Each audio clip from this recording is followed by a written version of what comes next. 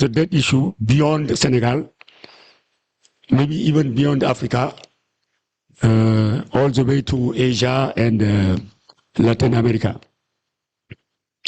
So, since we are talking about proposals,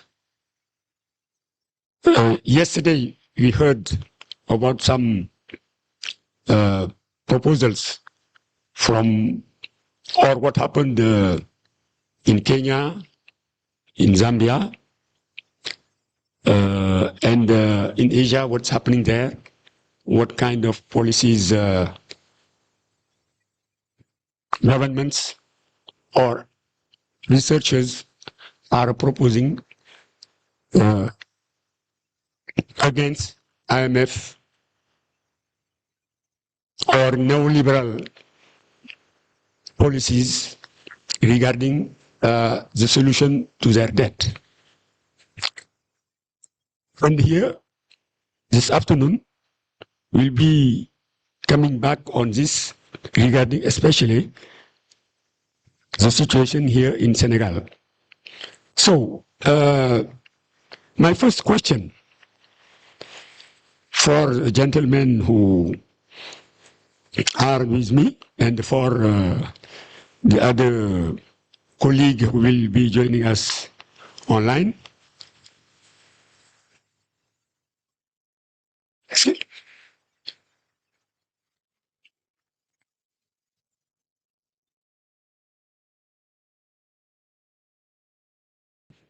Ah, ils ont des présentations à faire. Ah, c'est pas seulement des questions. Ok. Sorry for... sorry, I'm sorry. So they have presentations. I thought round table, we ask questions and they react. But it's a special round table. So maybe I will begin with Hippolyte. Yes, you can go, and then we go with Clintwood. Okay? Okay.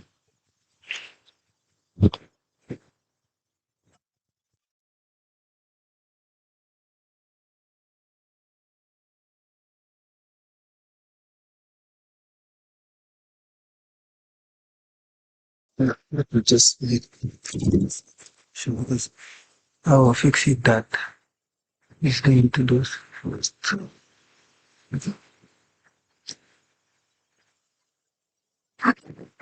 Good afternoon, everyone. Good afternoon, everyone. Very good.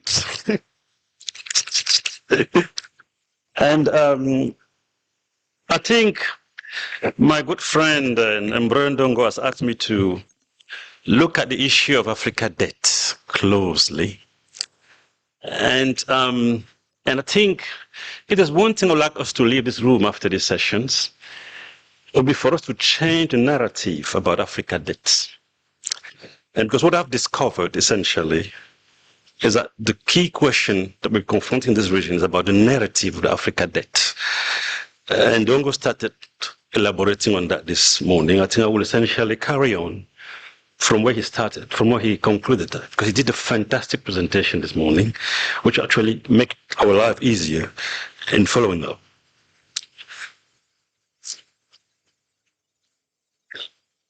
I'm not able to move.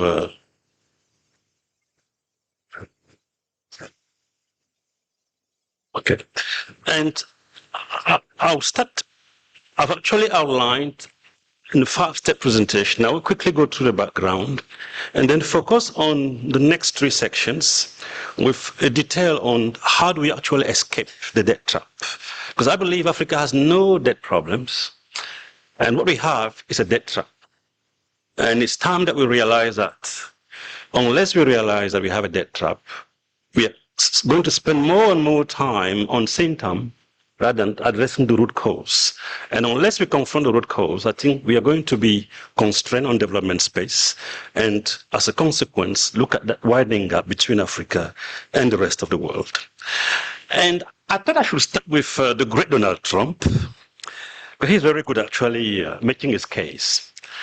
And it was interesting for him to put pressure on J. Powell to lower interest rates so that the cost of its debt, which is ballooning, is actually not overburdened for the US economy. And when he was campaigning for this, he's still doing that. He actually appointed a new Fed chair who may be willing to do that. One key question I had is that at the time, yield on US Treasury were around less than 3%. And I was thinking about countries like Nigeria, which the double digit essentially. And one of the key issues facing the continent is not very much the size of its debt, but the interest that we pay on that debt, which is really overbearing and has become a key constraint to development. And we are actually meeting within the context of Senegalese debt crisis. And if I go back to the IMF, the decade ending in 2024, Senegal was actually one of the fastest growing economy in the world, growing around 5.5%, above the world average, 2.7.5. Yet, despite that growth, in quote, Senegal actually tipped into a debt crisis just a few months later. And that has essentially increased the number of countries in that list of debt distressed. And if you look at the country, the global distribution of that, there's heavy concentration within the African continent, overwhelmingly. I think in a world where crises become so frequent, we move from crisis to crisis, the ending commodity super cycle, the COVID-19, and geopolitical crisis, we've seen a dramatic increase in global sovereign debt from about 19 trillion to 106 trillion. I think over the same period, Africa's share of global debt has also increased to about 1.2 billion. But essentially, it remained largely significantly lower than average and estimate in other countries. And think of 1.5 billion Africans having a debt which is less than that of France, 60 million people. Think of 1.5 billion Africans having a debt less than that of Italy, less than that of the US. Although Africa, which is about 20% of world population, is the most capital poor region of the world, it's also been the least indebted country in terms of sovereign debt. And ironically, the least indebted country in the world, the region in the world, is also the one that is actually more prone to undergo debt crisis. And this is what we characterize as a fallacy of Africa debt. I think we should remember this, the fallacy of Africa debt, which is a misleading narrative of excessive indebtedness, which obscure the reality of Africa systematically paying more to borrow less. We are paying more to borrow less. There lies the real challenge facing the continent. This fallacy is actually aptly entertained by the IMF, has directed more and more scarce resources to external creditor and bondholder, prioritizing interest payment over national development, shifted priorities, delaying investment in critical infrastructure, human capital, and drive that are needed to drive the transformation of African economies. Even PASTEF, which actually campaigned on the strong mandate of transforming Africa's Senegalese economy, has been caught in that debt trap, spending more time talking about debt than really investing in Senegalese economy transformations. I just look at the Google Trend, and asked Google Trend, tell me, the Prime Minister of Senegal, has he spent more time about growth or about debt? And the result was astounding, that over the last few months, the government has spent more time discussing debt than structural transformation of the Senegalese economies, which tells you that the opportunity costs of debt trap are quite significant in terms of policy distortions, as you can see on this graph, moving away from the mandate which brought the current government to power. The fallacy of Africa debt is actually a debt trap. With non-culprit, I think Ndongo elaborated about the culprit this morning very well. I think the IMF been the king of those culprits and have aptly leveraged austerity and mispricing of Africa risk to perpetuate what I call the debilitating model of resource extractions, which has been very costly. I think the session will have three key objectives. As I mentioned earlier, changing the narrative of Africa debt is the most important, and identify the culprits. I think the IMF is one of them. We'll get to the rating agencies. And how do we escape that debt trap? The solution that the chair mentioned, you spend more time on those solutions. On the fallacy of Africa debt, I think I'll just move quickly on this one. And each time when you go to event, the last conference Seville last year was about Africa debt crisis. And IMF World Bank's spring meeting last month was about Africa debt crisis, with Georgieva, IMF, warning that high debt level, driven by shock upon shock, actually severely constrained fiscal space in Africa. And my view is that this drumbeat, repeated drumbeats, have actually given the impression that the region is drowning in debt, yet both in absolute and relative terms, the numbers are telling something completely different. And here we have the trend, as a share of global sovereign debt, Africa has been almost flat at 2%. You see Europe around 16, 17, and the US around 35%. And even when measured in terms of economic output, Africa does not really stand out uniquely as over-indebted. The region GDP to GDP ratio is much lower, significantly much lower than average in other regions. If you look at the US, which is above 122%, Africa is still in the 60%. The global sovereign debt, which reached a new record this year, is largely driven by a few regions, North America, Europe, and Asia, which together account for more than 90%. And it's quite interesting in terms of global distributions. And you can see that Africa is only 2%, yet we spend more time in the world talking about Africa debt than that of any other region in the world. And I look at the list of the top 20 countries, the most indebted. I could not see a single one from the African continent. And I went all the way to 25, I still could not see a single African country. So that's the way the picture looks like in terms of the global distributions. However, both in terms of relative to term, Africa doesn't really have a debt problem, but has been caught in what we call a debt trap by failing to account for historical, structural, and global economic forces constraining fiscal space. The fallacy of Africa debt has actually been used to justify pro-cyclical austerity measure that had locked country into a debt trap and stifling and shifting policy debate, policy priority towards debt.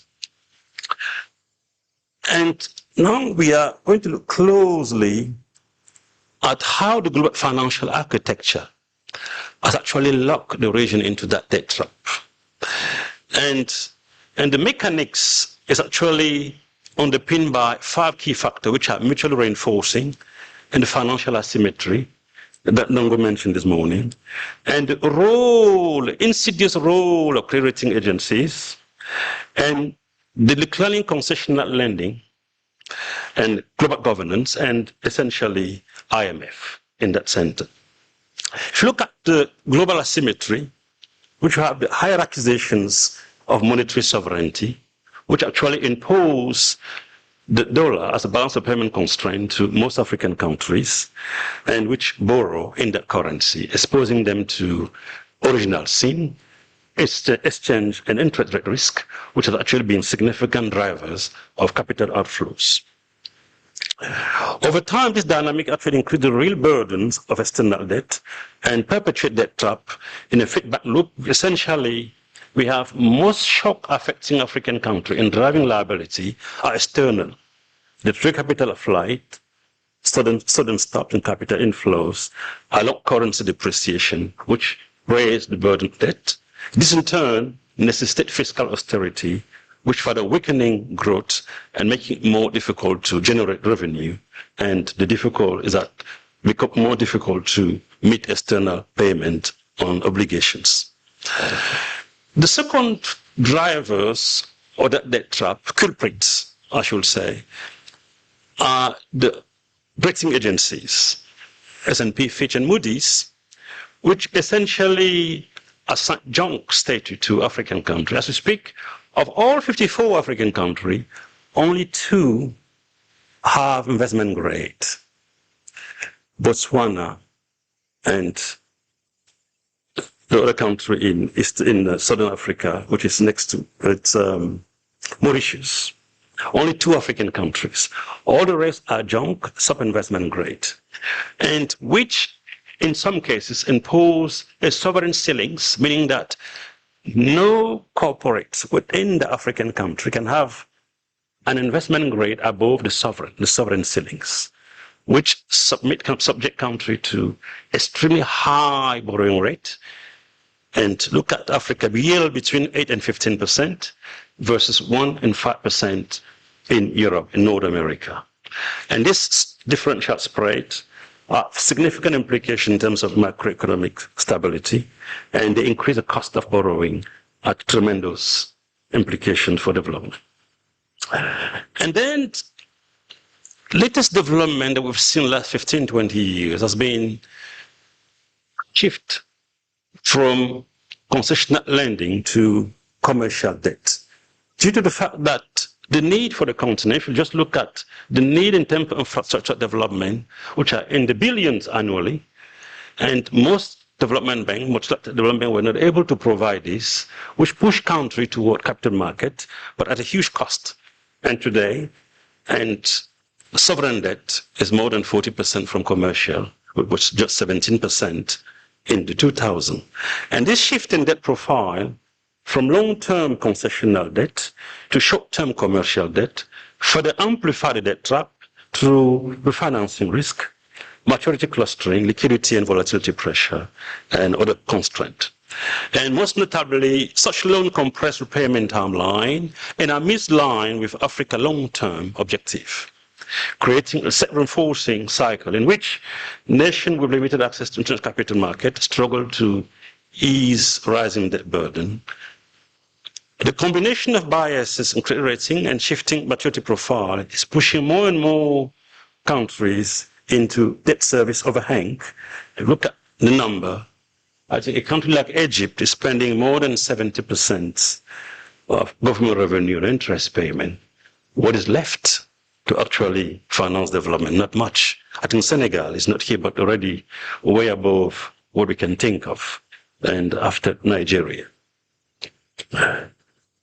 The fourth part, it's the global financial governance. I think Dango mentioned this earlier, whereby multinational companies actually being used as a vector to export capital from the continent, and the costs are quite significant, $88 billion annually, more than actually is needed for interest payment for the whole continent. I think this leakage are enabled by deficiency in global financial system, including secret jurisdictions, the tax corporations, and which have normalized practice such as base erosion and profit shifting.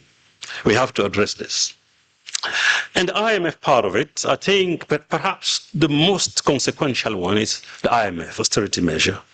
Beyond the immediate effect on growth and welfare, these measures have actually imposed significant opportunity costs on government and countries, prioritizing debt sustainability over economic development. And for instance, Professor Sachs mentioned this morning the need for investing in human capital. Yet, that's the first cut. When you look at the IMF program, the emphasis has always been on social program, educations, which are quite significant in terms of consequence. They have actually impeded social transformations, leaving countries vulnerable to adverse shocks in terms of trade shocks, which account for more than 45% of output fluctuations and 7% investment variations across the continent. These shocks are primary drivers of external liabilities, exposing nations to risks such as revenue volatility and balance of payment crisis. And when these risks materialize, government often compelled to borrow in foreign currency and implement adjustment programs that prioritize short-term fiscal consolidations over long-term development. And over time, this leads to a repeated cycle of borrowing, crisis adjustment, which is really the exact definition of a debt trap. This has been the model that African countries, one after the other, have been going through. Failure to address the fundamental cause of debt crisis, including commodity dependence, elevated borrowing cost, and maturity structure, has resulted in austerity measure merely sustaining this cycle. How do we escape? How do we escape this trap? Is a key question that the chair asks us to really focus on. I think the first point I'd like to mention on escaping the trap is first to recognize that we are in the trap. Unless we do that, we'll never be able to focus on the policy that will actually lead to us escaping that trap. That's the first and most important lesson that I've learned looking at this aspect of the debt. And the second would be to really go for a big push. I think the time has come to find a way to get off that risk of vulnerability and create the condition for transformations. Because the moment we do that, you then broaden the fiscal space in the sense that you will never become so vulnerable to external shocks.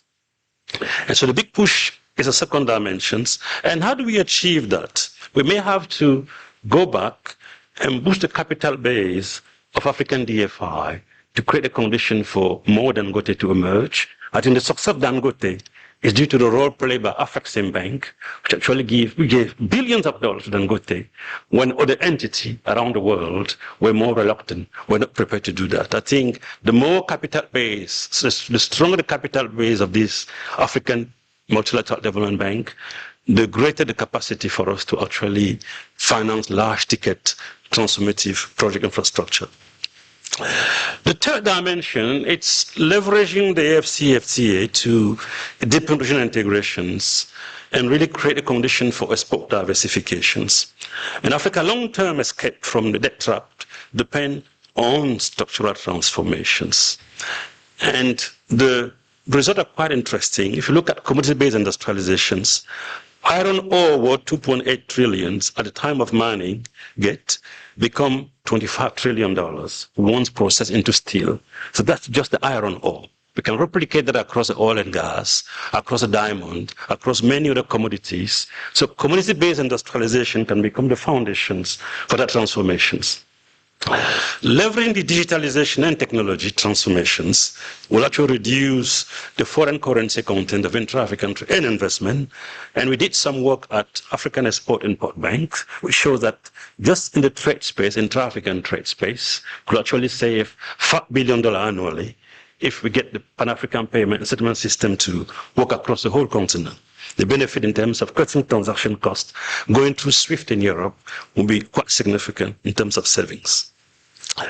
Addressing tax evasion, I think we've complained about multinational companies being part of the financial leakages for decades. And what happened in Canada last year when the G7 country met and decided to protect the multinational corporations is a clear indication that we may not be able to succeed along the same route.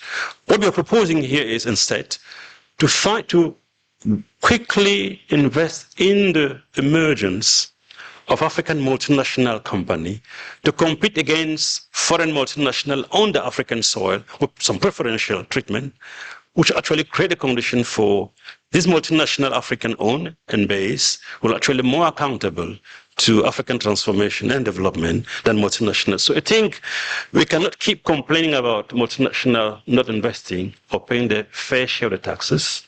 I think the answer we're proposing is to have a continental approach which will help establish African multinational corporations. And the Dangote case tells us that it's actually something that can be done. And increasing the use of credit enhancement and guarantees to actually reduce risk and cost is quite significant. It's something that this multinational bank will do if they're well capitalized, which will enable us to crowd in private capital and sustain the transformation of the African economy in a more rapid way. And one aspect which at the macro level, and we're advocating that we move expeditiously to establish the African Monetary Fund. In Asia, they have the Chiang Mai Initiative. We have the Arab Monetary Fund. We have European Stability Mechanism Fund. And Africa is the only region in the world which does not have such a fund. Yet, look at the continental space, shocks are asymmetrical, which makes that if we have such a fund, we could actually reduce our dependency on the IMF and create a condition for a virtuous cycle and sustained growth. But more fundamentally, we have to move toward monetary integrations and development of a robust domestic capital market, which actually accelerate integrations and emergence of a robust and fully integrated capital market to support long-term borrowing in local currency and addressing the structural mismatch between currency denominations and revenue generations. And finally, I think the last point, it's on that financial architecture.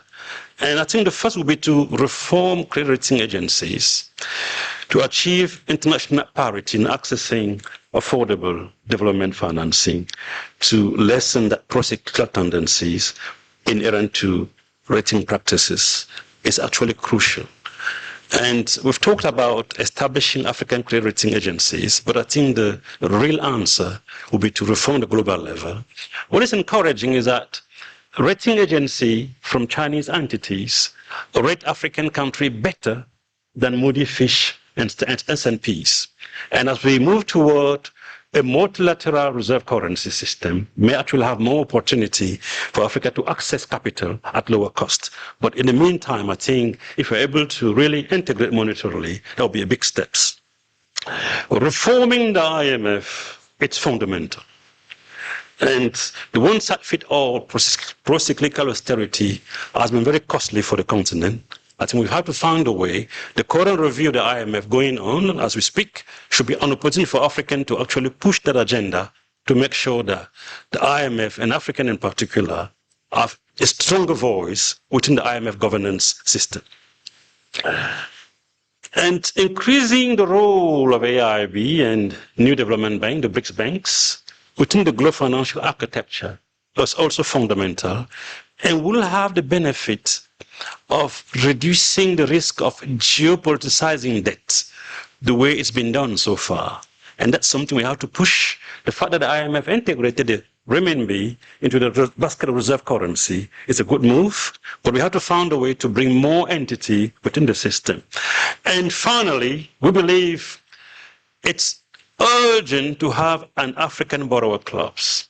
A couple of weeks ago, and when they could not access the red earth from China, the G7 country Minister of Finance met in Washington, D.C. to think of establishing the buyer clubs to actually approach China as one entity.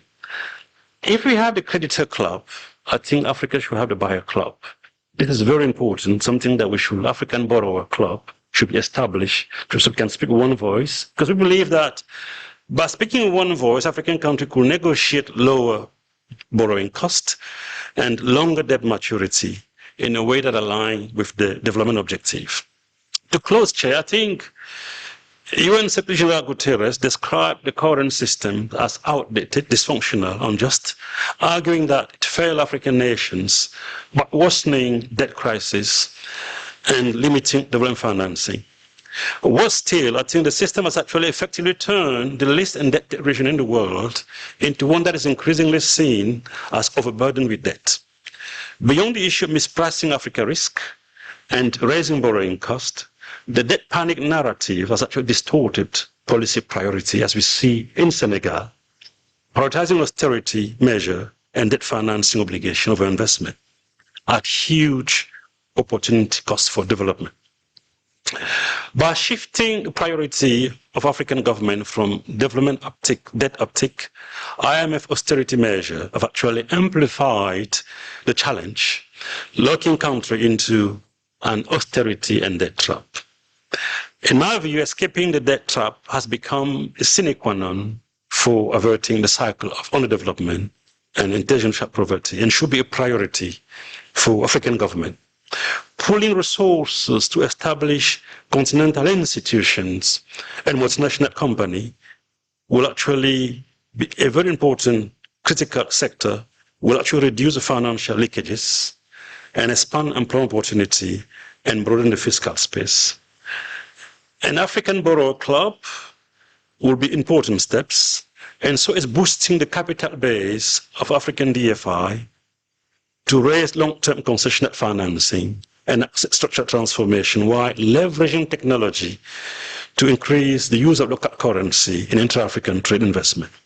But monetary integrations and the development of robust capital markets will strengthen economic and monetary sovereignty, mitigating the risk of, as I said, geopoliticizing debt and over-reliance on external policy prescriptions, the IMF austerity package that the region has been exposed to, constrained to be exposed to over the last few decades. Thank you, Chairman.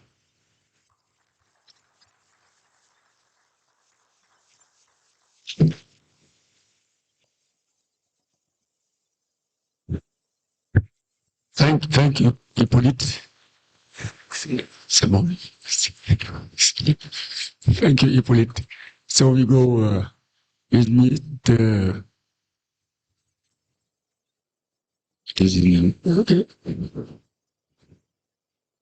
Mr. Keith Lockwood from UNCTAD. Yes, thanks, Chair, and thanks to all of you, and welcome. It's very good to be here. Okay, so I'm quickly going to move ahead. There we go. All right, my presentation, I'll look quickly at how UNCTAD approaches the issues of sovereign debt sustainability.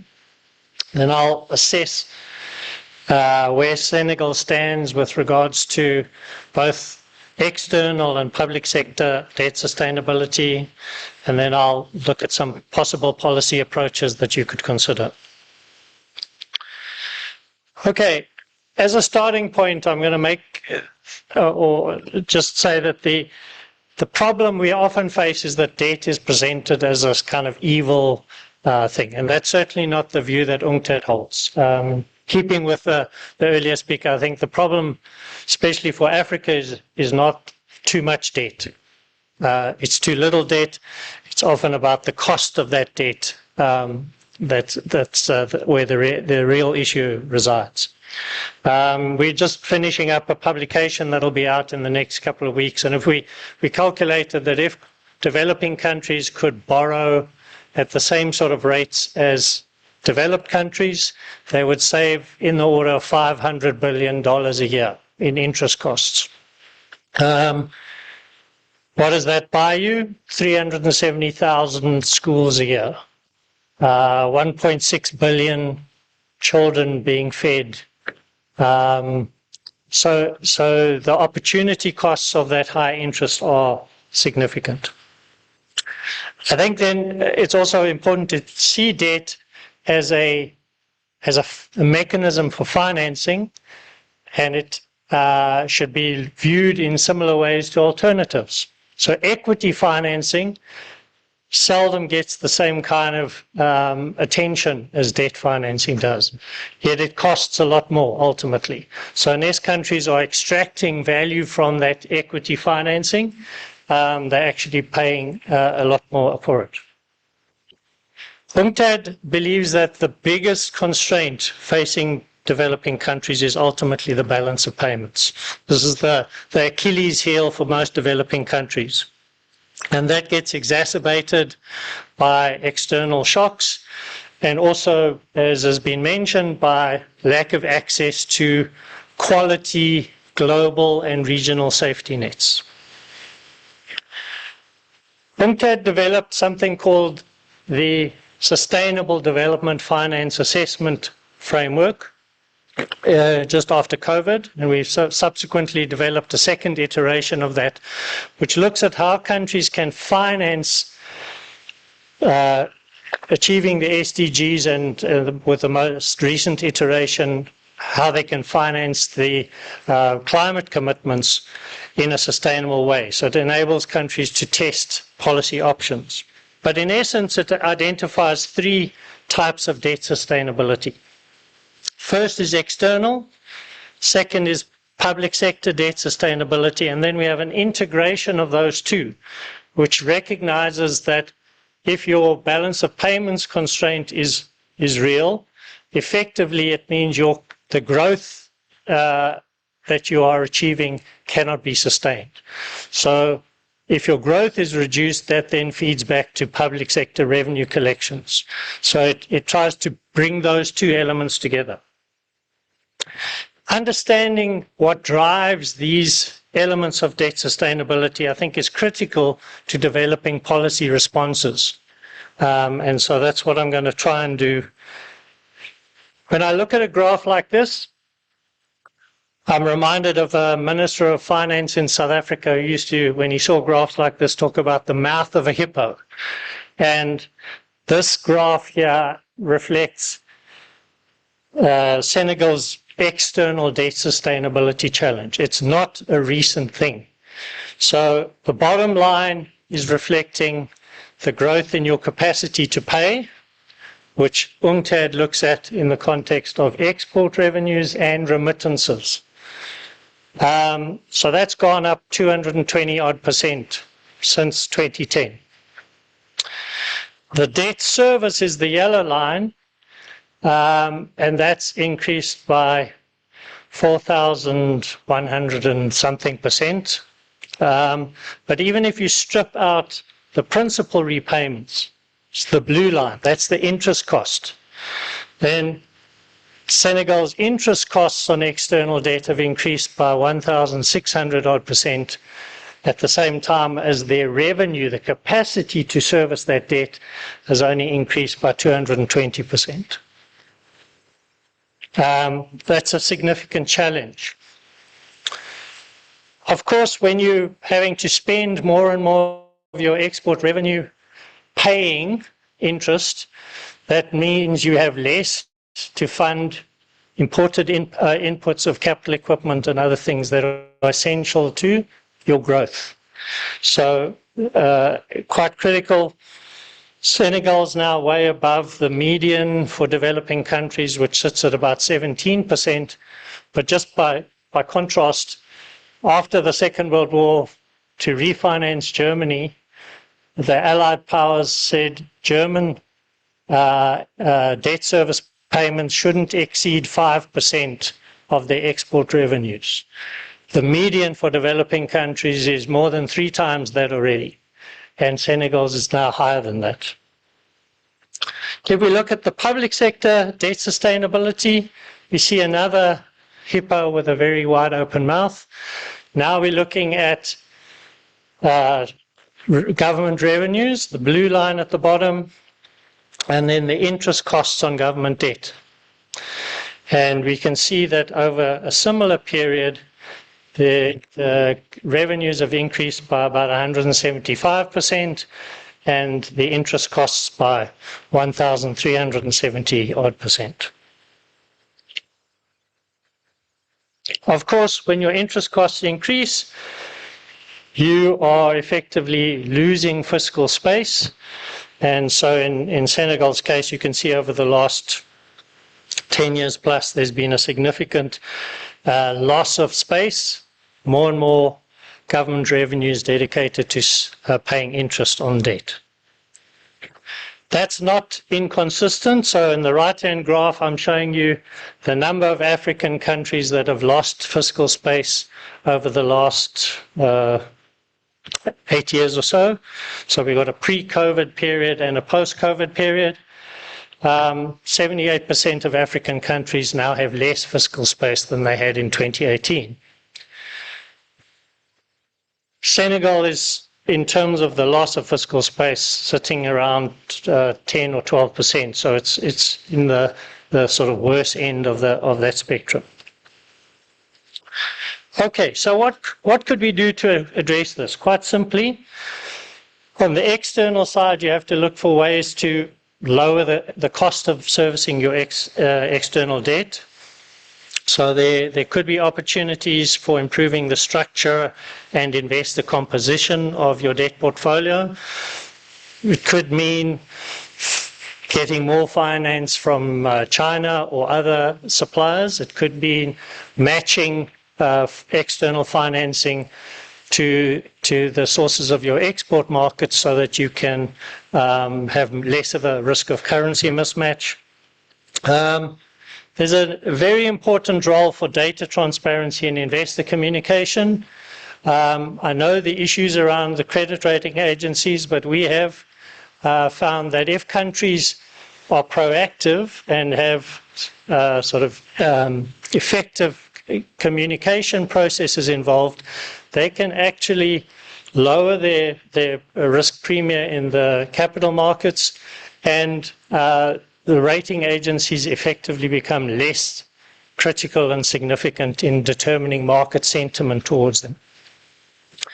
And then there's also significant scope to improve the capacity and sophistication of debt management and treasury operations. The debt space has become much more complex, and it requires human capital and skills that are often not present in developing countries.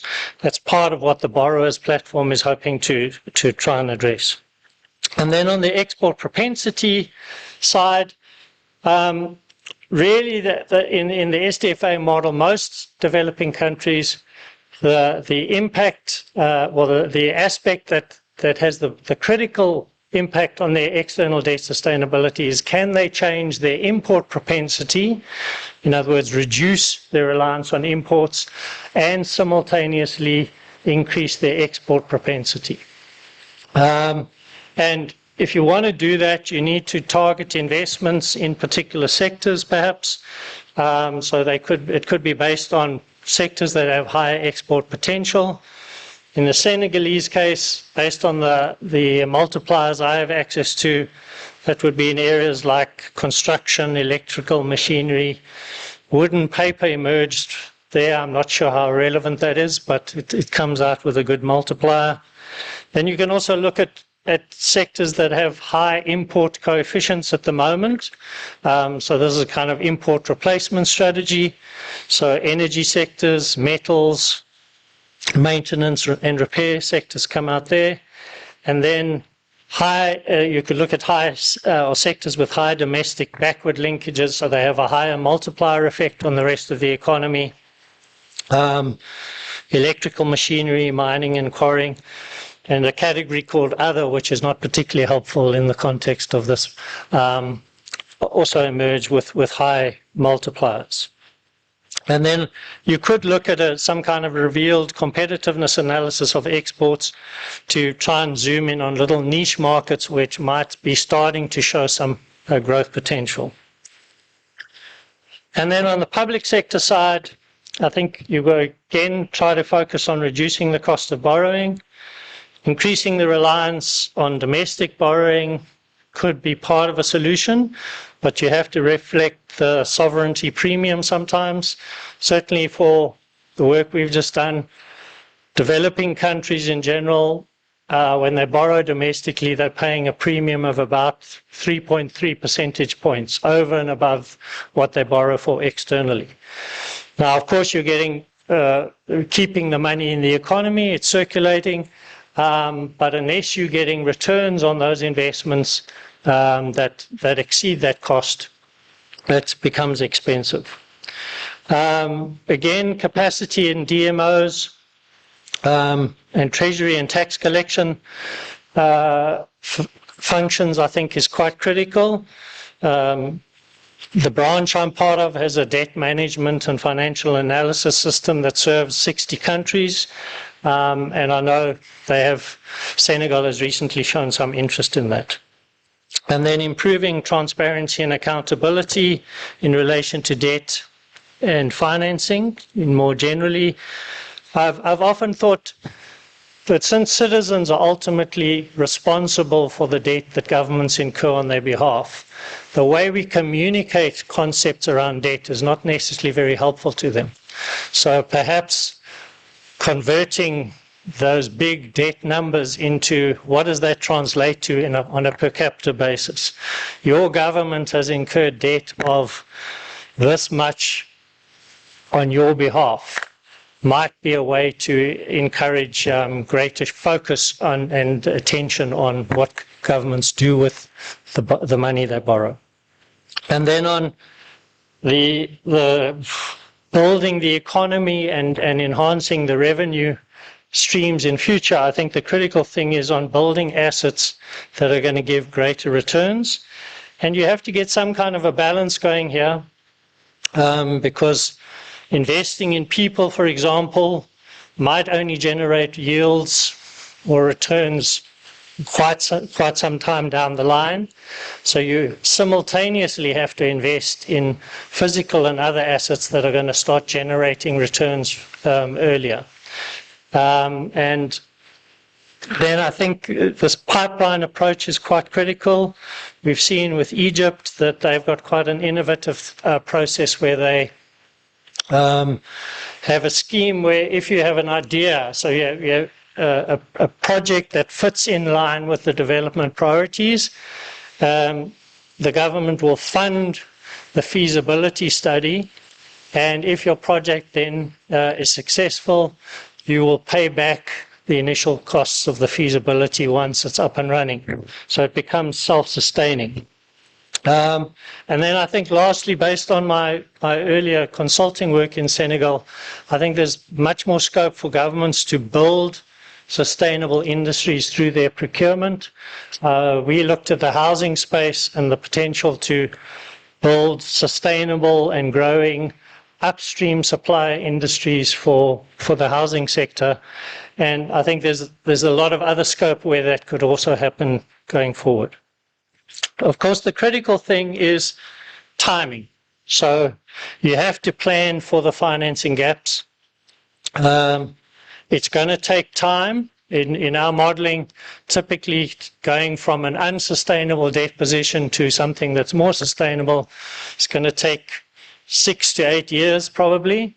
And so you need to think of what you do in the interim. And you also have to factor in that often the initial impact of making these investments is to increase your imports.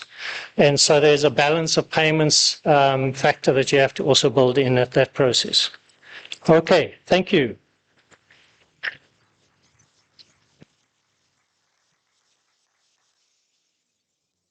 The last speaker, is he online? Is the last Mr. McIntyre? Oui, Are you online? oui, c'est moi. Vous voyez l'écran? Hello?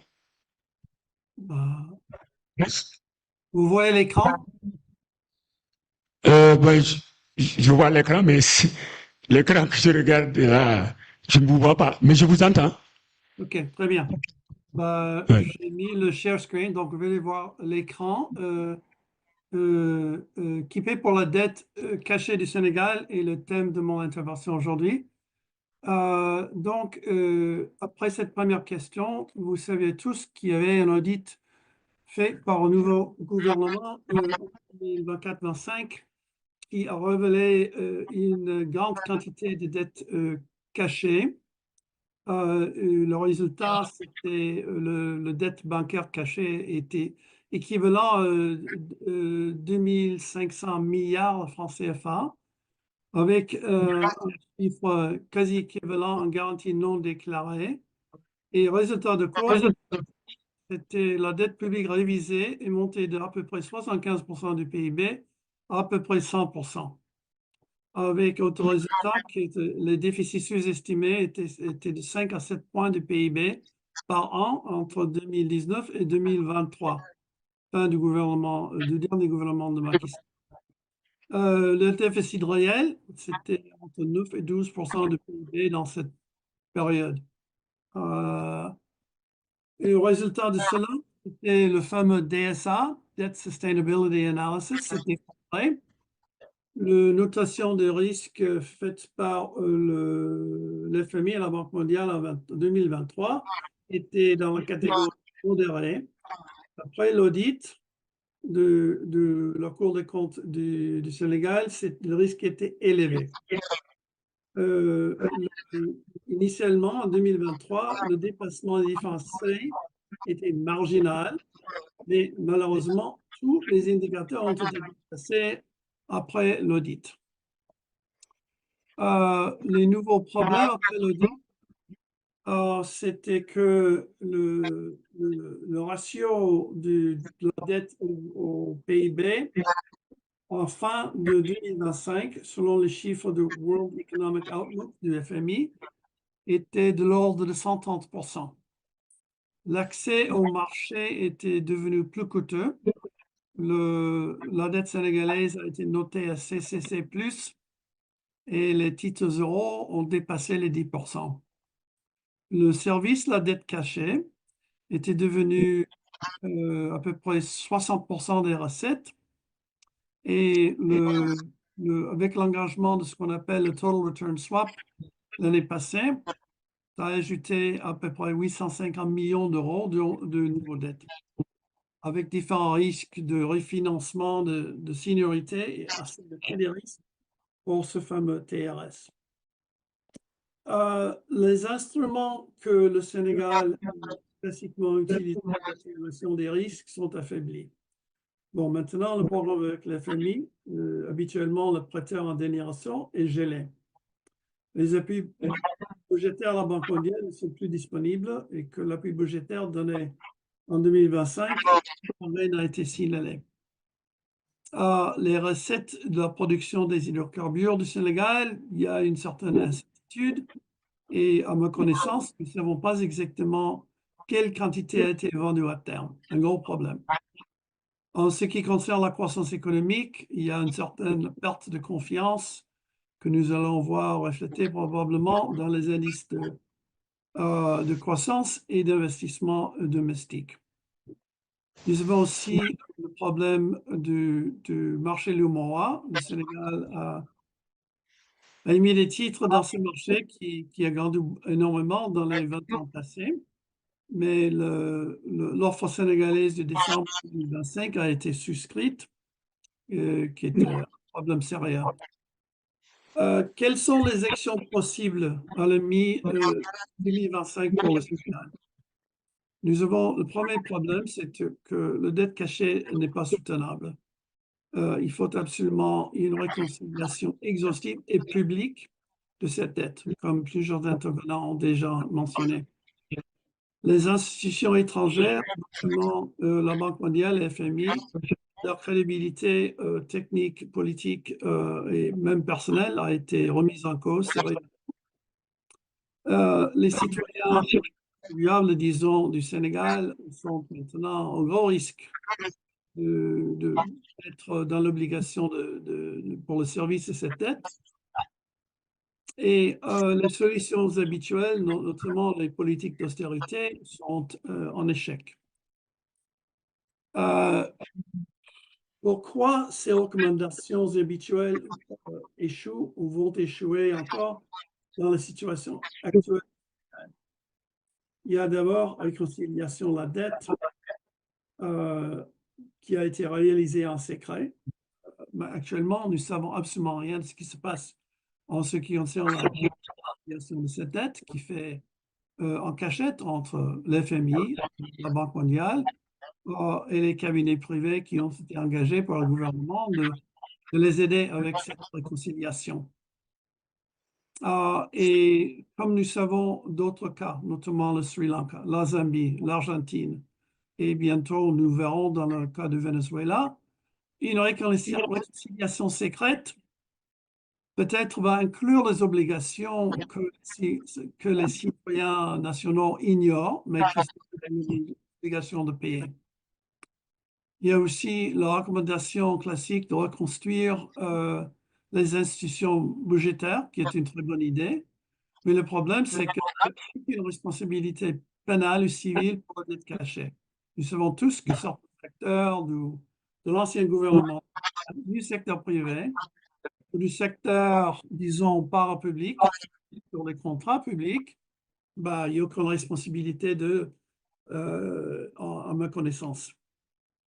Et pour prendre un exemple de l'audit de la Cour des comptes, il y avait un montant, on estimait le montant des biens et services financés illégalement d'à peu près presque 2000 milliards de francs CFA entre 2019 et 2023. Nous ne savons pas exactement où est passé cet argent. Je dirais, donc, le principe de base pour cette future réconciliation, c'est qu'il n'y a pas de responsabilité sans transparence. Il y a deux mesures que je suggère.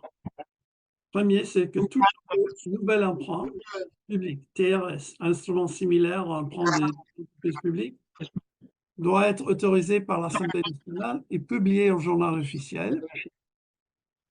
Deuxièmement, la réconciliation publique intégrale de la dette doit être faite à travers des séances télévisées à l'Assemblée nationale avec témoignages sous des responsables gouvernementaux et administratifs depuis 2018, des opérateurs privés qui ont géré ces fonds et des fonctionnaires de la BCAO. Quelque chose qui m'a frappé, l'audit fait par la Cour des comptes, ils n'ont jamais mentionné la responsabilité de la Banque centrale de la BCAO avec, disons, la complicité de cette banque. Il n'aurait été jamais possible de transférer des montants de telle envergure. Et je dirais aussi que la Banque mondiale et le Fonds monétaire sont compromis. La FMI, déjà, au Sénégal, est à 280% de sa quote-part. Les limites de FMI pour ajouter un peu plus ne sont pas très grandes. Et un accès accru au fonds ajouterait 5 points de PIB de la dette. En ce qui concerne la Banque mondiale, la Banque a fait récemment une opération d'appui budgétaire qui fait absolument rien à ma connaissance. Si les amis de la Banque sont présents dans cette séance, ils peuvent peut-être répondre. L'âge essentiel, c'est que le fardeau de l'ajustement ne peut pas reposer uniquement sur le Sénégal. Il y a plusieurs mesures urgentes d'ici à 10 mois. Bon, d'abord, reconnaître que la restructuration importante de la dette est inévitable. Deuxième, reconnaître que la banque et le fonds ne peuvent pas se retrancher derrière le statut de créancier privilégié en cas de corruption manifeste. Il doit y avoir une réduction substantielle du service de la dette et de la VAN par l'IDA, la Banque mondiale, et l'FMI. Et quatrième, il doit y avoir une restructuration complète de la dette par ensemble des créanciers avec une forte décote en VAN. La nouveauté dans mes recommandations, c'est que la banque et la FMI doivent supporter une importante partie de la restructuration. Quelle est la justification pour cette nouvelle recommandation? D'abord, l'indifférence totale du staff de banque, la banque et de FMI illégale en 2018 et 2023 a entamé la crédibilité institutionnelle de ces deux organisations. Deuxième, la faiblesse du reporting de ces institutions depuis 2023 vise surtout à éviter l'embarras. Le FMI a discrètement mis sur la touche de son ancien chef de mission pour le Sénégal. La Banque mondiale a fait la même chose avec son ancienne directrice des opérations au Sénégal, mais ils partent sans mentionner leur responsabilité dans ce grand problème qui affronte les citoyens sénégalais. Et nous savons très bien par le passé de ces restructurations de la dette internationale que la banque et la FMI sont souvent compromises par les intérêts des prêteurs, comme nous avons vu en Grèce, en Argentine ou actuellement au Venezuela. Donc, merci beaucoup.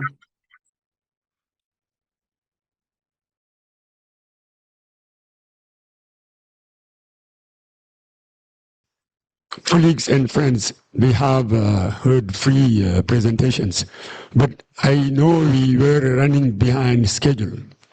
I don't know how much time we have to wrap up this session from Nongo. I don't how 20, 25. Okay. So I think just from me, the African debt issue is a paradox. Reports from the African Development Bank, from the United Nations Economic Commission for Africa from UNCTAD have said illicit financial flows getting out of Africa are higher than what Africa gets from the outside world. So we give more resources, financial resources to the rest of the world than we get from them. That's why one of what you said, the need to change the narrative on the African debt. Because I cannot understand that why we are losing so much money and getting indebted, being just manipulated by the IMF, World Bank, and creditors. The change in the debt profile also. Now, the big part of the commercial debt has changed also the debt, how the debt issue has become absolutely one of the biggest obstacles to African development. So how did it happen? And the role of credit rating agencies, which now are just controlling the policies of African governments because they are afraid of getting a negative grade or being degraded. And that's why one of the reasons Senegal is in situation, it cannot borrow anymore in financial markets because of what the rating agencies have been doing. And that's, speaking of rating agencies, you know, Africa as a whole has been frustrated by what these agencies are doing, and they have created an African rating agency. We will make a difference, I don't know. I have a question for him and for before getting the audience have maybe one or two questions. You talked about the borrowing. I think that's a borrowing club for the African governments. How can it be possible? I think you mentioned that. Can you elaborate on that, please? No, thank you very much, Chair. I think, what has actually undermined this continent has been what we call the fragmentations. You had the fragmentations in the monetary space. You had the fragmentations where we have more than 40 currencies within the continent, and none of them is convertible. You have fragmentations in the trade space. Even though we have the African Continental Free Trade Area agreements, you also that last year when Trump went the tariff route, and Europeans approached Trump as one entity. And so did China, so did India. But I think Africans were not able to confront Trump with one voice. And as a result of fragmentations, we have very little leverage. Yet if you're able to go together, and we quickly realize that in fact we are more powerful than what we think. And that's what the Borrower Club will do. In other words, the minister from Ghana yesterday talked about those who are really in the supply side of credit. So they actually need people to be buying that credit.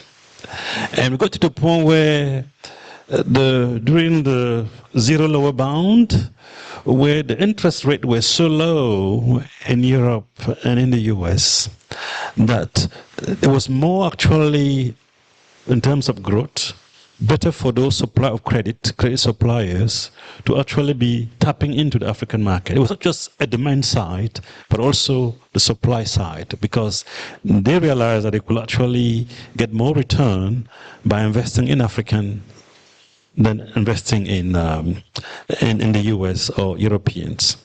Now, the fact that we approached that in a way that is very segmented actually made it very difficult for us to actually have a stronger bargaining power. And I think what we can do going forward is that if we're able to have a stronger multilateral development bank within the continent, it will actually help country approach the rating agency as one single entity.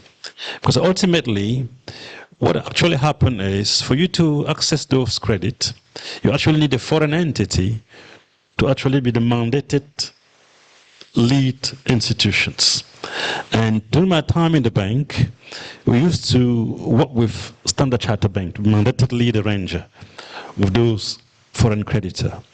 And so we can actually have a system whereby instead of relying on those big banks globally, we have African entities like AFC, Afrexim Bank, and maybe even the African AFDB, African Development Bank, to work with African nation, countries, and to approach that as one single entity.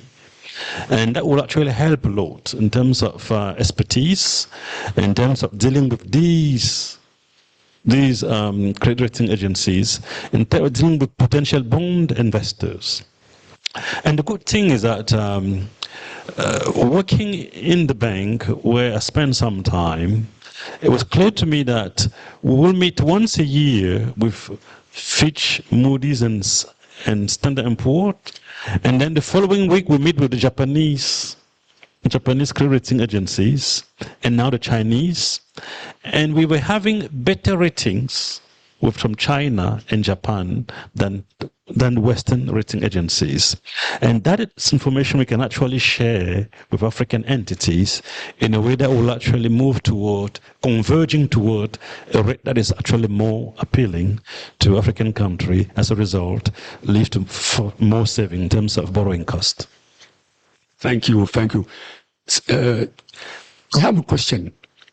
Did the Senegalese government approach you as UNCTAD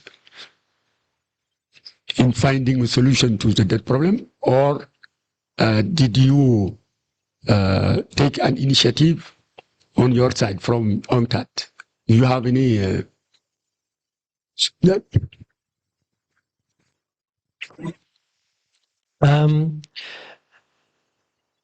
So I know in the context of DIMFAS, there was an initial approach by the Senegalese government that showed interest. So DIMFAS has what's called DIMFAS 7. It's the 7th iteration of a debt management software system. And it's in the process of being rolled out. So far, it was first implemented in Zambia, and now I think there's plans to the French translation version has just been launched, and so there's plans to roll it out in some West African countries. So there was some initial interest from Senegal, but in the context of the debt challenges here currently, as far as I know, the UN's a big organization, so it's not always, not necessarily that I would know about these things. But I am not aware of any direct approaches by the Senegalese government to UNCTAD. So in the 3 minutes left, if you have maybe 1 or 2 questions from the audience. No question? Huh? One from here. But short, very short, because merci. Bonjour. Merci. Donc, je me présente à l'UN Camara. Je suis banquier avec une expérience dans la finance internationale, dans la banque de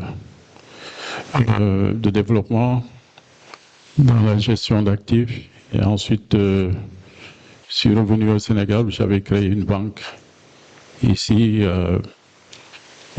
une banque de marché qui complétait un chaînon manquant dans le dispositif bancaire de l'UEMOA. Donc je pense que le point de vue d'un praticien bancaire est important à ce niveau. Donc, pour moi, le surendettement, les crises de dette, est en soi un test de résilience de l'ensemble de l'économie réelle, dans ses fondations, n'est-ce pas, pour montrer sa capacité de continuer à générer de l'argent sous pression de la dette. Donc c'est toute l'économie dans sa structure, dans son organisation, dans ses différents secteurs qui est en fait challengée.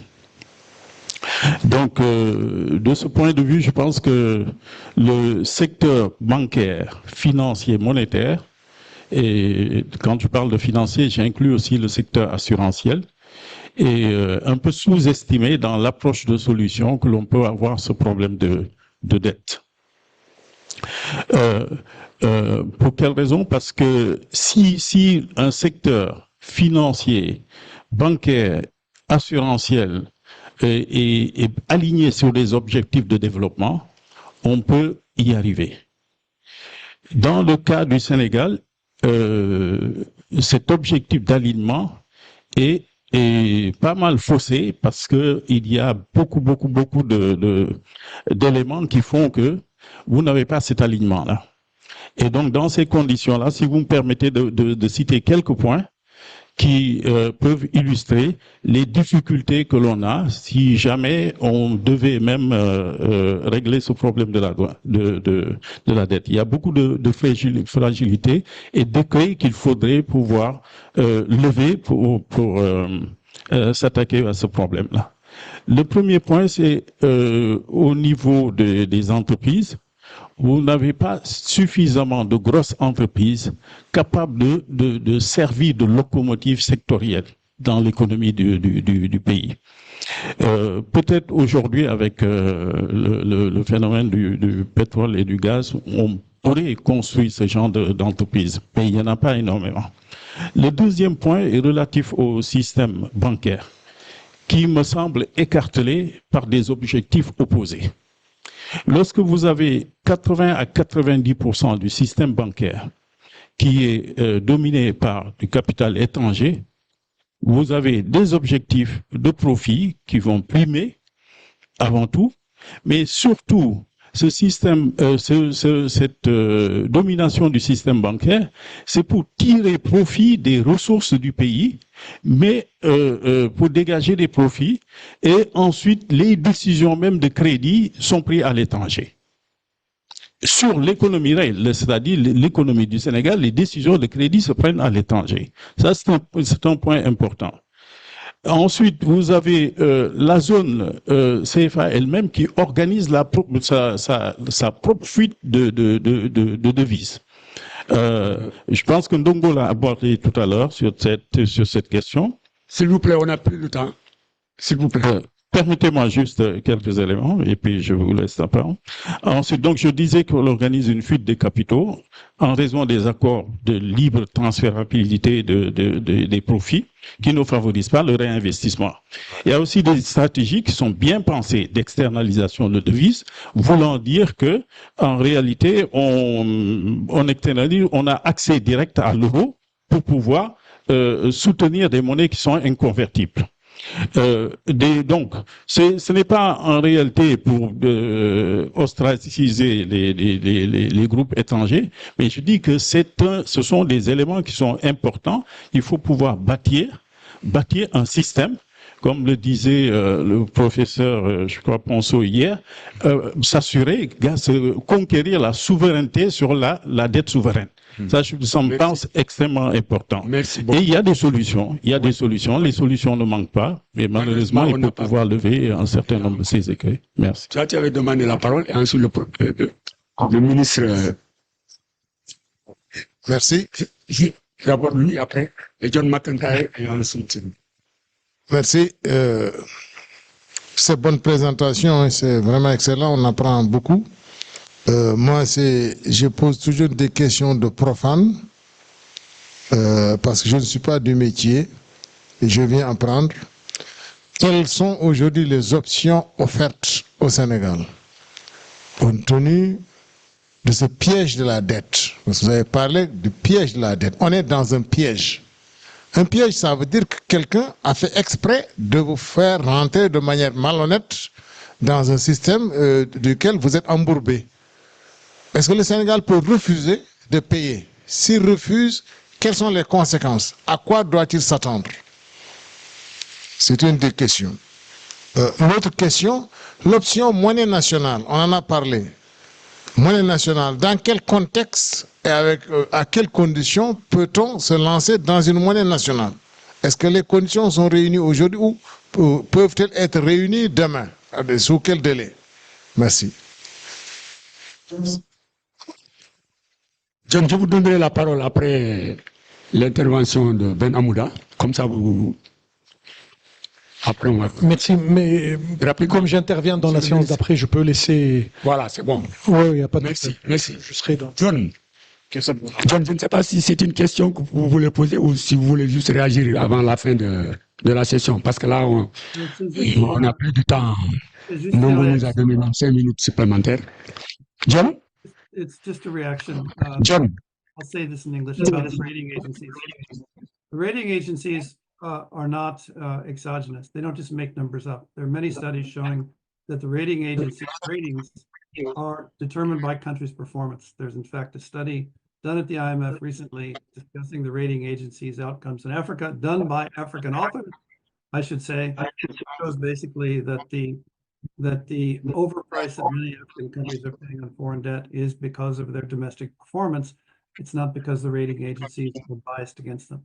The other thing I would say is that it was made of Chinese debt, of other Indian, Japanese, Turkish debt, etc. Well, the problem was that part of that is it is superficially cheap because it is often used tied to procurement. Chinese debt is tied to acquiring Chinese goods and services that are overpriced. So while the debt may seem to be cheap in terms of interest rate and maturity and so forth, what you are buying with it, Chinese solar panels or Chinese equipment, et cetera, Chinese investments, may in fact be more expensive. Thank you, John. Thank you. You have 1 minute and 1 minute to react to the questions that have been raised. Thank you very much. I think the issue of having a very vibrant and strong financial sector is critical to what we are trying to achieve in Senegal and more across the continent. When we talked about capitalizing Africans' multilateral development banks, AFC, the African Export-Import Bank, and so forth, these banks actually designed to have what we call trade finance intermediaries, which are essentially national African banks. And that could be a vector to actually create the conditions to really integrate, not only strengthen the link between African multilateral and commercial banks, but also leveraging the insurance, the patient capital, the insurance and pension funds and so forth, to create the conditions for really injecting long-term capital within the continent. On the issue of single currency, to be briefed, we believe that if they had not moved toward the euro after the economic integration within the eurozone, and they will have had a lot of challenges, one of them being the risk of competitive devaluations. And that will have actually undermined economic integration in a way that they will not be where they are today. And we move toward the AFCFTA within the African Continental Free Trade Area agreements. And as we move toward deepening integration, trade integration within the continent, we may as well think of quickly about moving toward monetary integrations. The benefit will be far beyond the trade, will have significant implications in terms of developing the capital market and creating a banking system, moving toward a yield curve, which actually help us to lower the borrowing costs and create the condition for a financial system to become a true engine of growth, where they have long-term investment from African banks and reducing the over-leverage that we have from foreign banks within the continental space. So, yes, I'll try and address the question around what happens if you default. And I think that the answer is really that you lose access to the market. So you have to weigh up the cost, the political and economic cost of not having access to international markets against the cost of paying. It's a test of pain thresholds, really. So I think it's good to think of debt as something that you want to, and that's normally the context in which you undertake the initial agreements. You commit to repay the debt. But within that, there could well come a time when you say the cost of complying with this agreement far exceeds the benefits we're getting from it, and then you might make the choice to default, and then you have to live with the consequences in the short to medium term. But it could be that the economic recovery could be faster under those circumstances. So it's a trade-off that it's hard to predict. Thank you, Keith. Thank you, Hippolyte. Thank you, John, for your presentations. Great ideas, great proposals. Unfortunately, we don't have enough time to go deeper into these questions, but maybe we will have another opportunity for that. And you will have the presentations, I think, to read, eventually learn more about them. So thank you. Big applause to our...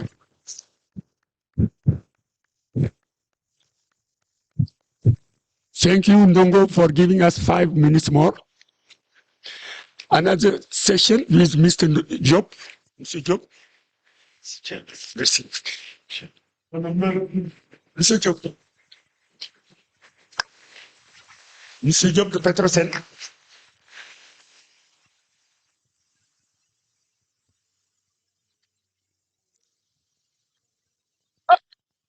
Parlez de là. D'accord, je vous... Donc, c'est M. Diop, le directeur général de Petrosen, la société qui s'occupe de la gestion du pétrole, etc. au Sénégal, qui va nous parler du rôle de sa société dans la recherche de la souveraineté financière, choses comme ça. Donc, M. Diop, vous avez la parole et vous nous expliquez. Donc, vous avez peut-être 10 minutes pour, si ça ne vous prend pas beaucoup plus que ça, peut-être pour permettre aux gens peut-être de poser quelques questions. Hein? J'ai dit, vous avez combien? On va faire un discours en 15 minutes. 15 minutes pour la présentation. Oui, I do in English. Hein? Yeah. D'accord, d'accord. Some discours. 10 à 15 minutes. Oui. D'accord. Allez-y. Ok, M. Diop. Allez-y. It sounds like we have more English speakers here, so I'll go in English. Oh. Excellencies, ladies and gentlemen, distinguished guests, I'm Mr. Mohamed Diop, CEO of Petrosen Trading and Services, which is the downstream arm of Petrosen Group. I'm here today to give you some, few insight about the oil and gas sector, and in the meantime also address the question here, how the oil and gas sector could contribute in economic independence. Allow me to begin this address with a question that we continue to be asked.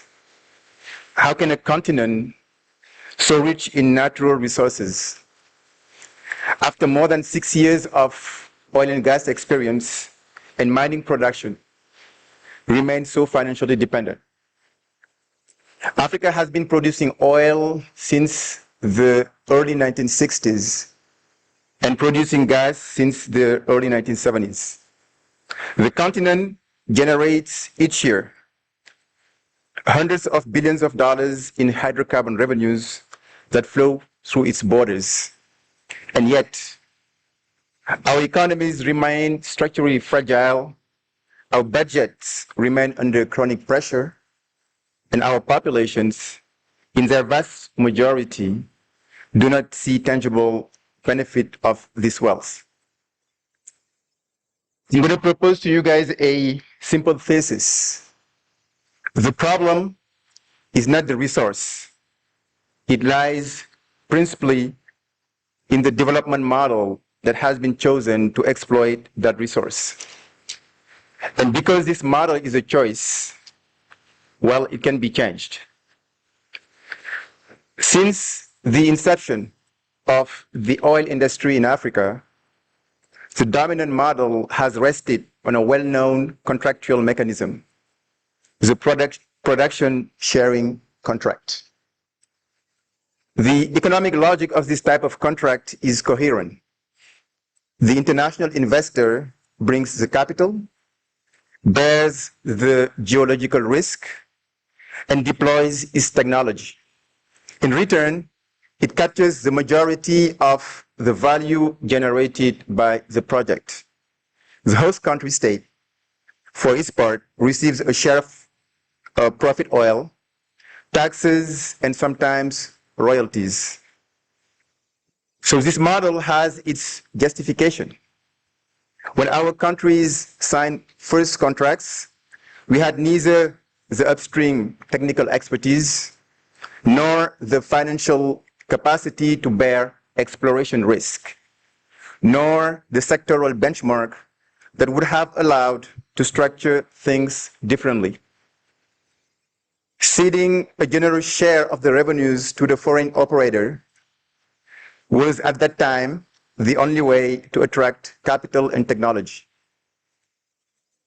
But this model, legitimate in its original context, has produced a structurally disappointing result for host countries.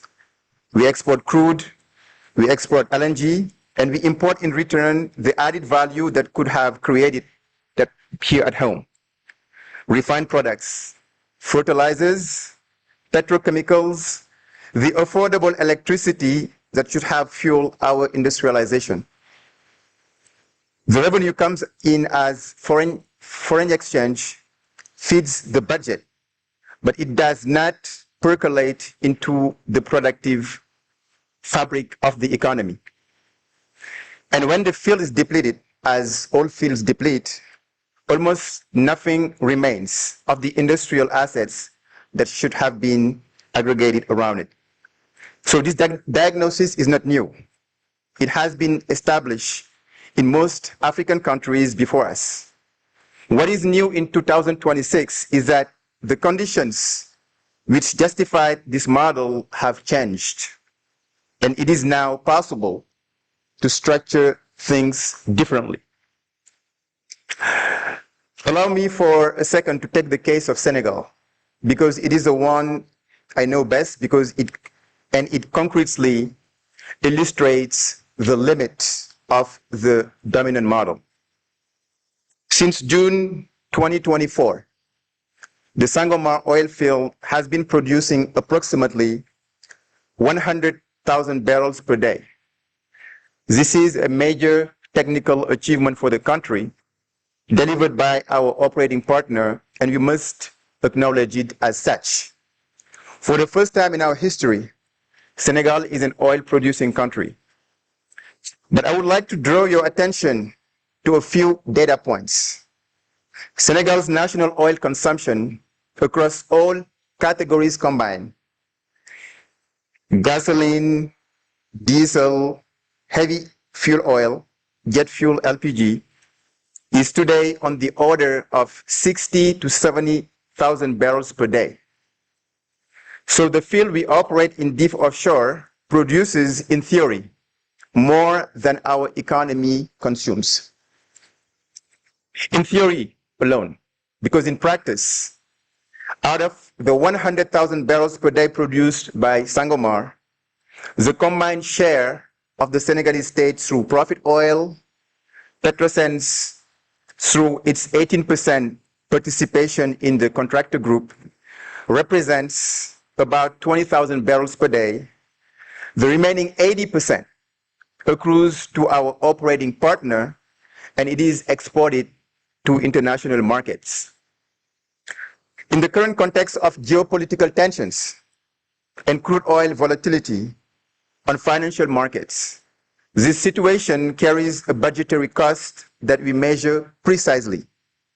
The Senegalese state bears between $600 million and $900 million per year in energy subsidies to absorb the variation in refined product prices at the pump and in the electricity sector. To give an order of magnitude, these subsidies exceed the entirety of the annual revenues that the Sangomar project generates for the Senegalese state through profit oil and corporate taxes.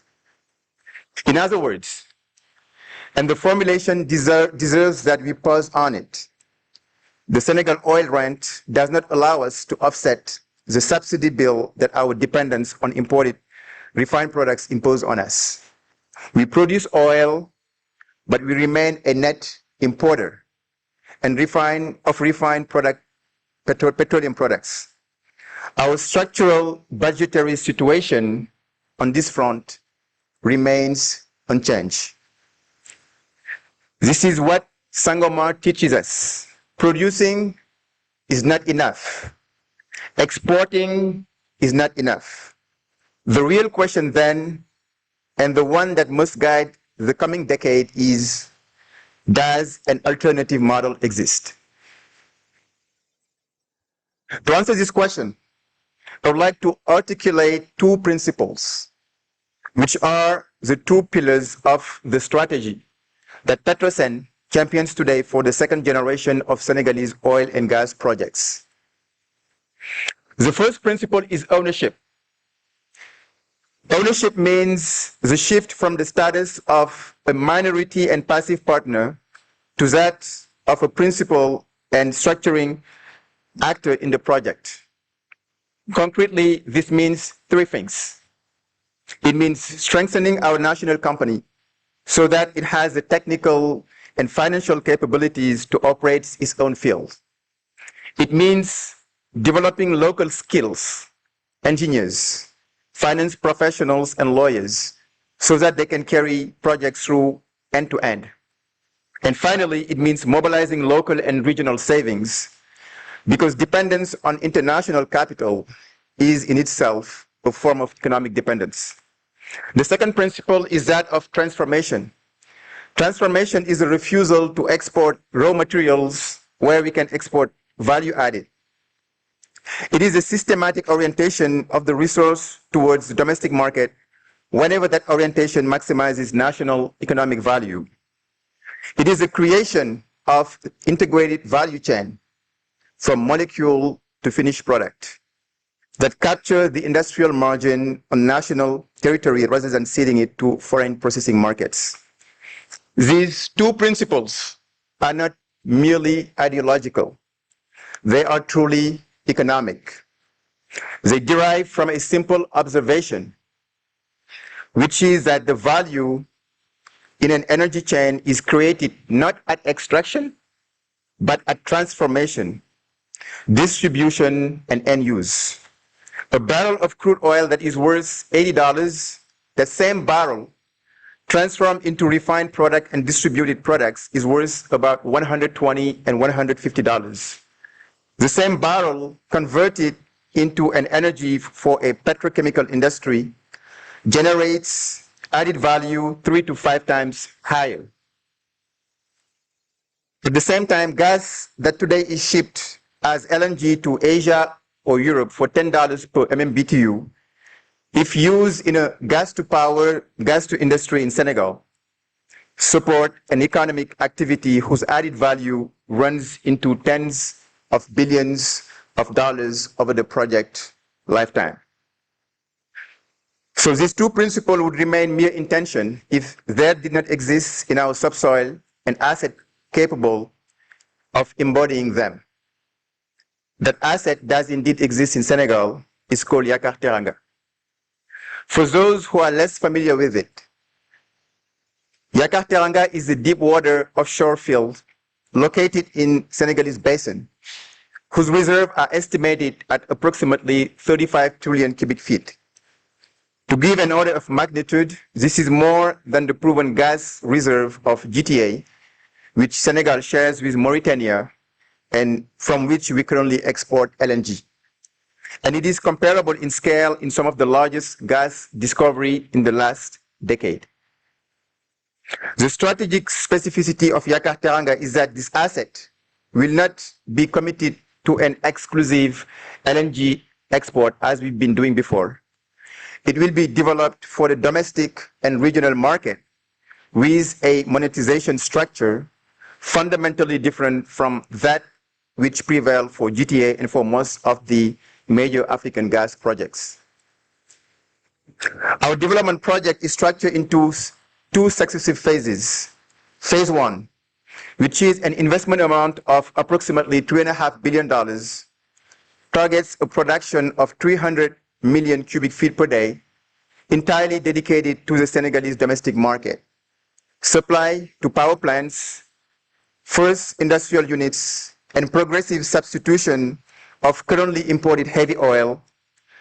Phase 2, with a complementary investment of approximately $5 billion, targets an additional production of 1 billion cubic feet per day, dedicated to heavy industrialization, urea plants, petrochemicals, steel making, cement, and additional power capacity for regional export to neighboring countries, and possibly LNG export. Allow me to insist on what this concretely means for the Senegalese economy. The substitution of energy imports by domestic gas would generate on its own a net saving of for public finances on the order of $400 to $600 million per year on energy subsidies, beyond the reduction of electricity prices. Local urea production from Yakar Teranga would not only cover Senegalese agricultural needs, but also a significant share of sub-regional demand.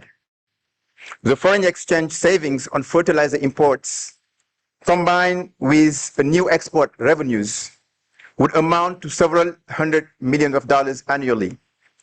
And beyond this figure, this is a silent revolution for our agriculture, because with locally produced urea at a competitive price, the state could progressively withdraw the massive subsidies it currently devotes to imported fertilizers and redirect that envelope toward irrigation, mechanization, and the training of young farmers. The expected macroeconomic impact is another order of magnitude. We are talking about an incremental contribution to an annual economic growth estimated between 2 and 3 percentage points of GDP. We are talking about more than 50,000 qualified jobs created directly or indirectly in the downstream value chain. And we are talking about a structural improvement in our balance of payment that would be measured in tens of billions of dollars cumulatively over the project's lifetime. From a financial standpoint, since this is a subject that is of most interest, the traditional objection to the national operator model carrying an integrated gas project of this scale is a bankability objection. We have long been told that without a tier 1 operator with a strong balance sheet, completion risk was not financeable beyond a few $100 million in project finance. We were told that an African national company could not mobilize several billions of dollars. It is this objection that has justified, until now, the near systemic ceding of operatorship to international majors. This objection was valid in 2010. It is much less so in 2026. And it will be less and less as the decade goes on. Several factors are converging to make the national operator model structurally bankable. First, the emergence of capital pools that did not exist 15 years ago. The local bond market in the WAMU zone today has an absorption capacity that runs into billions of euros annually, with a proven appetite for sovereign and quality state ownership transaction. Pan-African institutions such as Afreximbank, the African Development Bank, BOAD, and the BIDC can today finance facilities of $700 million. And the Senegalese diaspora generates approximately about $2.5 billion of remittances, a fraction of which can be channeled through structured products such as diaspora bonds. Next, the market for EPC contractors and contract operators now makes it possible to decouple operatorship from balance sheet exposure. For gas to power and gas to industry projects, the size of Yakar Teranga Phase 1, there exists today a competitive EPC firms which are Koreans, Chinese, Italians, Spanish, capable of offering guarantees that render construction risk acceptable to lenders.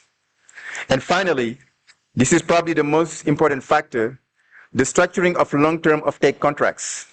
The Senegalese domestic energy markets represent a captive demand, growing at a rate of 6 to 8% per year, whose creditworthiness is ultimately underpinned by tariff regulation and by financial guarantees.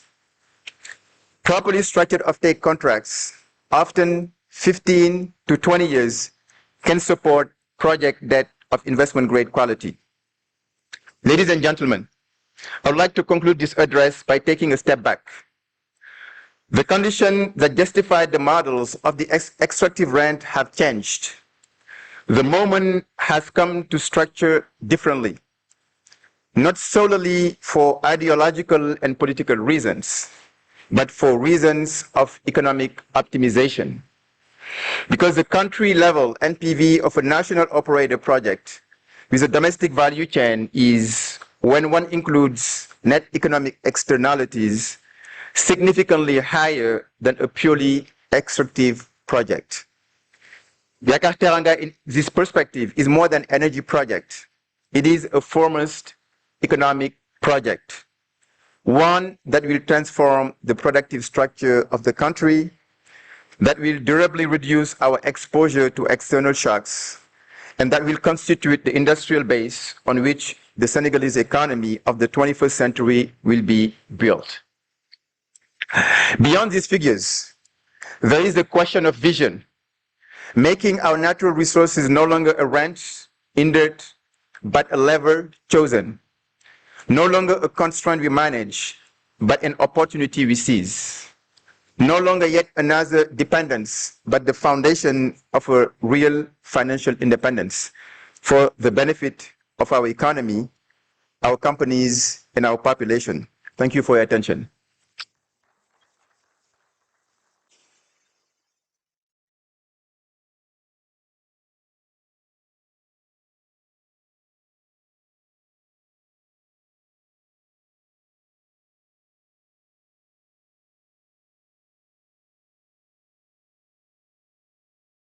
Mr. Job, thank you very much, Dr. Job. Excellent presentation. Very technical, of course. Maybe only a few people who can understand some of the concepts you have used. But my question to you is how the debt crisis, since you are a publicly owned company, how the debt we are talking about affect does the debt affect your operations? Does it have any impact on Petrosen or not?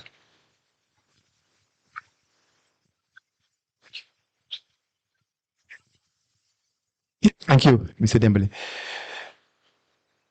Yeah, obviously the debt situation is something that we talk about with the ministry, and to answer to the question, the debt situation does not have a direct effect on Petrosen.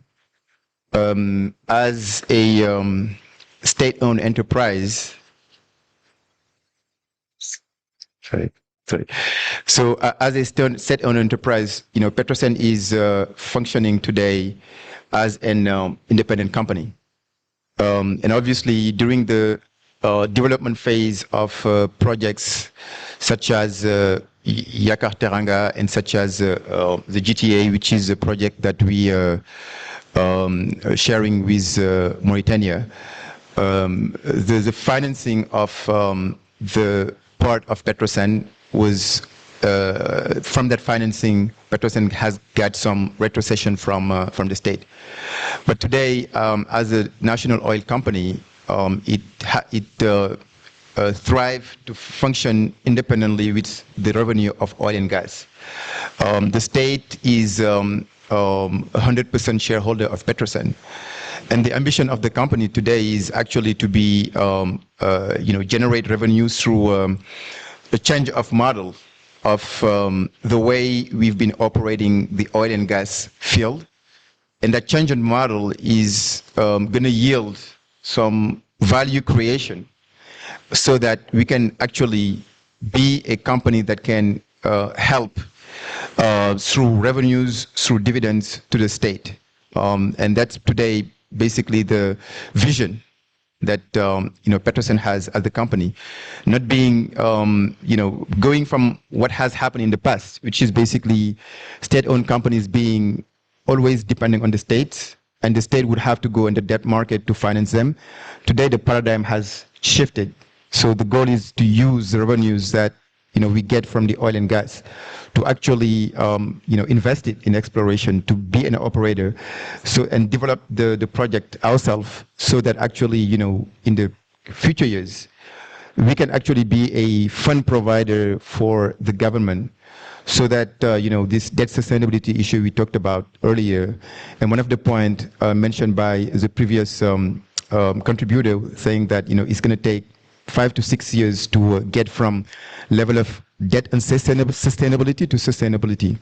And Petrosen is ambitioning to be a big contributor to that, to basically generating revenue as dividend for the state, so that it can help in this situation. Thank you.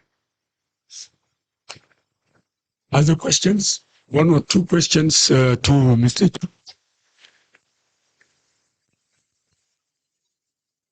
J'ai une question. Yes. Merci. Merci beaucoup pour votre présentation. Mais j'étais surpris d'entendre vous dire que la question des ressources nationales n'est pas une question politique, mais économique. Alors que, dans la constitution sénégalaise, les ressources naturelles du Sénégal appartiennent au peuple. Et ça, c'est éminemment politique. C'est pour ça que je n'ai pas été surpris quand vous dites que vous travaillez pour l'intérêt de l'économie, de votre compagnie, et ensuite, en dernier, les populations sénégalaises. Donc, je me demande vraiment comment, dans ces conditions-là, les ressources naturelles du Sénégal peuvent profiter au peuple. J'ai dit ça parce que on a travaillé sur les questions de contenu local. Mais quand tu regardes de très près ces questions de contenu local, et peut-être qu'ils s'appliquent aussi à Petrosen et à la SAR et à toutes les sociétés sénégalaises, on se rend compte que c'est une véritable arnaque contre les populations sénégalaises. C'est cette histoire de contenu local. Donc moi je pense que si on veut vraiment que les ressources naturelles servent les intérêts du peuple, il faut changer complètement de politique. Donc c'est une question de politique, c'est pas une question économique où il y a des économistes qui viennent, qui disent ouais voilà, il y a telle production, il y a ceci, cela. Alors que tout le monde sait que depuis qu'on a commencé à exploiter le pétrole et le gaz, le Sénégal n'a pas gagné un franc là-dedans. Donc voilà, c'est ça ma question, mes inquiétudes, voilà. Merci beaucoup pour la question. Il y a une autre question? Quelqu'un a une autre question? Sinon? Can I ask a question, Mr. Demba? Yes. Okay. Thank you, Mr. Diop. You provided a lot of clarity on this extractive rent model. What are the implications directly for policy in your office? Is there any plan, at least in the future, not, for example, to renew the leases if you do have the capacity to explore the oil yourself, I mean domestically? Bonne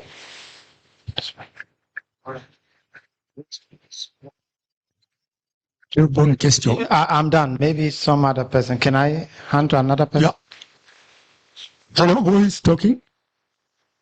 To your left. Voilà, donc je me présente, je vois que... Très court, s'il vous plaît. Oui. Ouais, je me présente, je m'appelle Cheikh Lam, je suis magistrat. Je dirige l'IGAJ, l'inspection générale de l'administration de la justice. Alors ma question, bon, dans le sillage d'un des intervenants, effectivement, il est bien dit dans la Constitution que les ressources naturelles appartiennent à la nation, ce qui pose un problème de redevabilité. Tous ceux qui interviennent dans l'exploitation des ressources ont l'obligation de rendre compte à la nation de la gestion de ces ressources-là. C'est ça que cela veut dire. Mais au-delà de ça, j'ai une question. Est-ce qu'il est possible de renégocier les contrats déjà signés? Si l'on sait que la plupart des contrats déjà signés sont des contrats léonins où l'État ne gagnera que la portion congrue. Donc, voilà ma question. Est-il possible de renégocier ces contrats et à quel horizon le Sénégal pourra gagner quelque chose de substantiel dans ces contrats déjà signés, qui la plupart du temps sont des contrats léonins? Merci. Très bien. Merci beaucoup pour ces questions toutes pertinentes les uns des autres. Alors, pour répondre à la première question, c'est peut-être que la traduction en anglais n'a pas bien passé. Effectivement, c'est une question extrêmement pertinente. Alors, ce qui a été dit, c'est que la question du oil and gas n'est pas que politique. Politique. Le fait de mentionner politique veut dire en fait que cette question, elle est éminemment politique. Mais malheureusement, l'exploitation du pétrole et du gaz, jusqu'ici, le but était de montrer qu'il fallait changer la stratégie économique jusqu'à la fin de la journée, que la ressource puisse bénéficier au peuple, ce que dit la Constitution. Il faut un modèle qui permet que cette ressource-là puisse bénéficier au peuple. Alors, ce qui a été démontré, c'est que les modèles de développement des projets pétroliers qui ont été faits jusqu'ici, après beaucoup d'années d'expérience, on se rend compte que ça ne change pas le quotidien du peuple. Quand le Sénégalais demande son pétrole et son gaz, s'il veut avoir des impacts sur le coût de l'électricité, sur le prix à la pompe, et les modèles développés jusqu'ici ne l'ont pas permis. Donc l'objectif maintenant, c'est pour les prochains projets pétroliers de changer complètement de paradigme. Et le changement de paradigme qui a été exposé, c'est de dire aujourd'hui qu'on ne va pas laisser, comme on le faisait avant, à un opérateur qui vient, un majeur international, qui amène son capital, sa technologie, et donc du coup, cet opérateur-là va prendre tout le pétrole, tout le gaz du pays à l'exporter. C'est ce modèle-là qui est antique, qui est, on peut le dire, peut-être pas conforme à la Constitution. C'est pourquoi aujourd'hui, la stratégie développée par Petrosen, c'est de devenir opérateur, de s'approprier les ressources. Donc voilà, c'est ce que je voulais donner comme précision sur la première question pour montrer qu'elle est éminemment politique. C'est pourquoi le terme politique a été mentionné. Mais maintenant, il faut qu'on s'adresse à comment ces ressources-là puissent bénéficier au peuple avec la stratégie donc qu'on est en train de développer, qui est la stratégie de Petrosen opérateur, qui est la stratégie que la ressource appartienne et reste avec la société nationale qui doit la développer en utilisant l'épargne locale, en utilisant les banques africaines pour que l'économie qui est générée, les revenus générés puissent être réinvestis dans cette économie. C'est comme ça qu'on crée une chaîne de valeur qui permettra de faire en sorte que les ressources pétrolières et gazières puissent bénéficier à la population. Deuxième question sur je pense que les deux dernières questions se rejoignent un peu sur les licences et la renégociation. Alors, vous avez peut-être suivi les interventions du Premier ministre donc il y a 2-3 semaines dire que la licence de Yakar Teranga est maintenant revenue au Sénégal. Que la licence de Yakar Teranga qui était opérée et développée dans un premier temps par BP, dans un deuxième temps par Cosmos, est revenue au Sénégal. Et ça, c'est le fruit de la stratégie de renégociation qui a été implémentée depuis des mois. Donc, c'est dire que la stratégie de renégociation qui avait été initiée par le Premier ministre est aujourd'hui en train de porter ses fruits. Sur ce projet-là, qui est un champ, comme je l'ai exposé, qui a le potentiel de changer structurellement l'économie de ce pays. Comment? Par la réduction des prix d'électricité, par l'industrialisation, le développement de la chaîne industrielle. Finir sur la question des renégociations. Il faut savoir qu'un projet pétrolier se développe en 20 ans minimum. Donc une phase de développement de projet pétrolier, c'est 20 ans pour une phase 1. Quand on va vers des phases 2, on parle de 40 ans. Donc c'est 2 partenaires ou 3 partenaires qui sont en train de travailler ensemble. Il n'est absolument pas rare et il est même fréquent de voir que durant cette phase-là, il y a des processus de négociation et de redéfinition des contrats. Pourquoi? C'est simple. Pour qu'un partenariat de long terme puisse durer, il faut que le contrat soit équilibré. Si le contrat n'est pas équilibré, il est difficile d'avoir un partenariat à long terme gagnant-gagnant. C'est aujourd'hui toute l'essence de dire que le Sénégal s'est engagé dans une stratégie compréhensive, dans une stratégie, disons, fraternelle, pour aller parler avec nos partenaires, pour faire en sorte que les contrats qui sont signés soient équilibrés et que le Sénégal puisse en bénéficier. Donc c'est toute l'essence de la stratégie de renégociation. Et aujourd'hui, on a vu que c'est déjà en train de porter ses fruits. Merci. Merci beaucoup, monsieur. Thank you very much, Mr. Job. A big applause to him, please. Okay. So that's the end of the session. And I think Ndongo tell you what we should do next. Merci. Merci beaucoup à monsieur Diop. Merci beaucoup, vraiment. Et j'espère que nous gardons le contact.